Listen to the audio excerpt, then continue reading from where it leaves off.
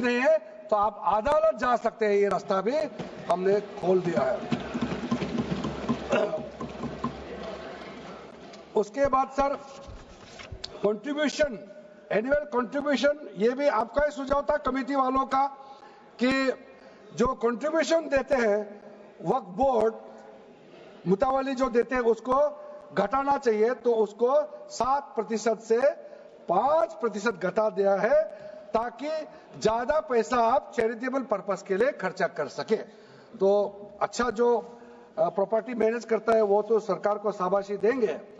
उसके बाद एक बहुत ही महत्वपूर्ण प्रावधान है जो हमको रखना पड़ा, आपने लॉ ऑफ लिमिटेशन को इस वक्फ बोर्ड का प्रावधान से हटा दिया था, इसको हमने लगाया है।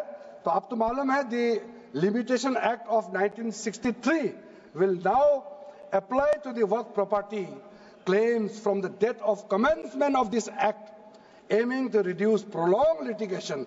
ये बहुत बड़ा मैं मानता हूं एक कदम उठाया है। और जो सेक्शन 40 सबसे ड्रैकोनियन प्रोविजन इस एक्ट में था तो सेक्शन 40 था। सेक्शन 40 के तहत वक्फ बोर्ड, आप लोग बार बार कहते हैं ना ये ऐसा नहीं है, ऐसा ही है। सेक्शन 40 में किसी भी जमीन को आप वक्फ प्रॉपर्टी डिक्लेयर कर देता था, वो प्रॉपर्टी को हमने हटा दिया है।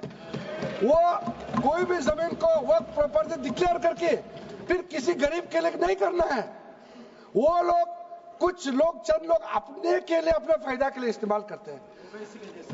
ओवैसी मैं तो नाम नहीं लूंगा, लेकिन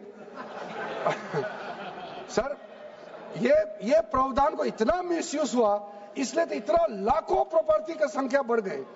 अब किसी प्रॉपर्टी को कैसे आप क्लेम कर सकते हैं? इसलिए इस सेक्शन 40 की वजह से, अध्यक्ष महोदय जी, इस सेक्शन 40 की वजह से कई मुद्दे इस देश में आया है।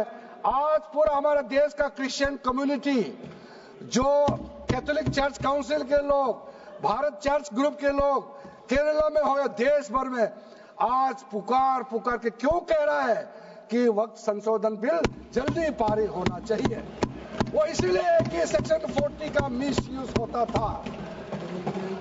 सर आप सोचिए, केरला का एमपी, तमिलनाडु का एमपी लोग तो सोचिए, अगर आपने गलती से इस बिल का विरोध कर दिया तो आप क्या विरोध झेलना पड़ेगा बाहर में, आप कल्पना कीजिएगा। अभी से आप सोचिए, मैंने पिछली बार भी बताया सुरेंद्रेश्वर टेम्पल के बारे में, तो आपको बताया जब बाकी कोई धर्म ही नहीं था तब ये सुरेंद्रेश्वर टेम्पल था। तिरुचेंदुराई विलेज तमिलनाडु में, उसको वक्त डिक्लेयर करने के बाद कर्नाटका में तो हजारों एकड़ का इशू है।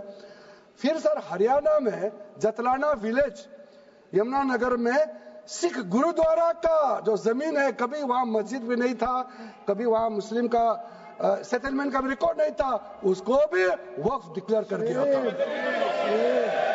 उसी प्रकार से केरला का मुनम्बम का जो इशू है वो तो अभी सब जान ही रहा है कि 600 क्रिश्चियन फैमिलीज का जो जमीन को वक्फ बोर्ड ने वक्फ डिक्लेयर कर दिया है, चर्च का भी कर दिया और आगे जाने का रास्ता भी बंद कर दिया था। अगर हम ये बिल पारित कर दिया, उसका अपना जमीन वापस मिल जाएंगे गरीबों का, किसानों का। ऐसे चीजों में आप लोग भी समर्थन करना चाहिए।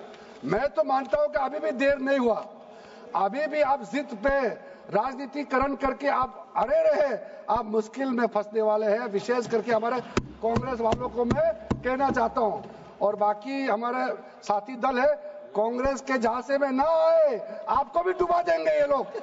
इस बिल को विरोध करके बहुत बड़ा नुकसान होने वाला है।